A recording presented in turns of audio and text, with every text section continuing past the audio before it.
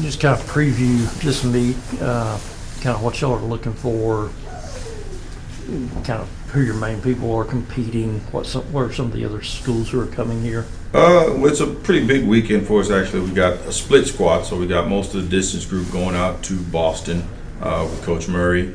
And then most of our sprints and jumpers will go. They'll probably do one or two events just trying to sharpen up for the Big 12 in a few weeks. But just about everybody will be going this weekend.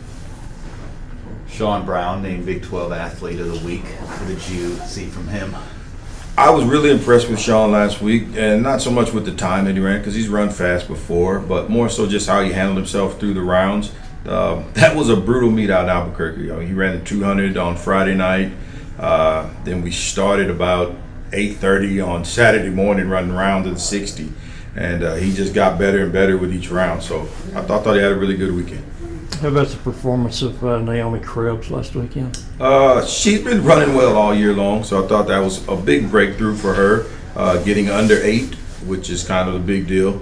And so just to do it this early in the season gives her confidence heading into Big 12. So hopefully she can pull it out when it counts, but we'll definitely, she solidified her spot in the national meet, and she'll get a chance to compete there as well.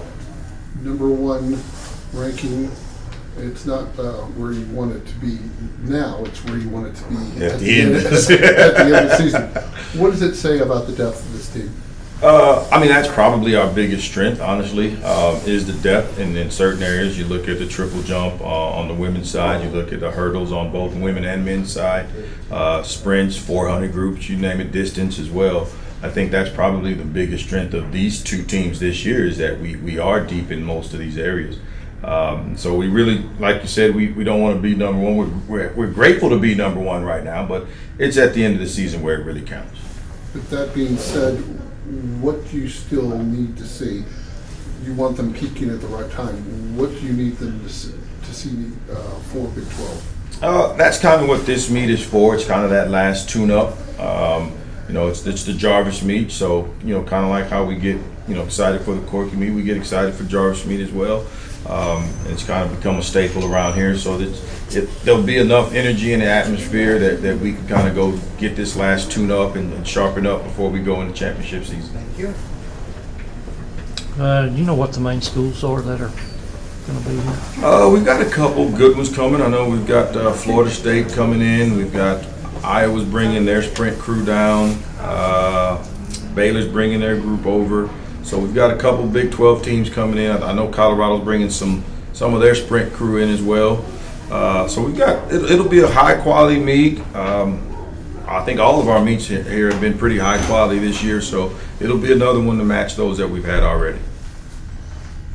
I think you're supposed to talk to Charlie Bartholomew also. Could you discuss a little bit the guys 4x4, what they've looked like?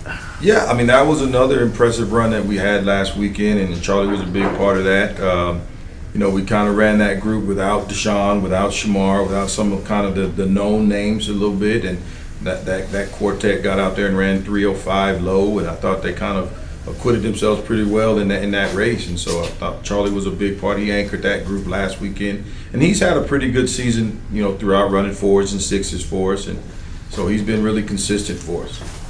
Who are some of the people that you still believe still have qualifying times to post up? There's quite a few, to be honest with you. We definitely want to solidify some of the women's in the hurdle side of things. There's some jump marks we still need to take care of. There's events this year that just are honestly tougher than they've been in the past, to be quite honest. And so, some people will be ready to step up and get those marks done. But listen, this indoor meet, making the top 16 is probably one of the toughest things to do in all of track and field.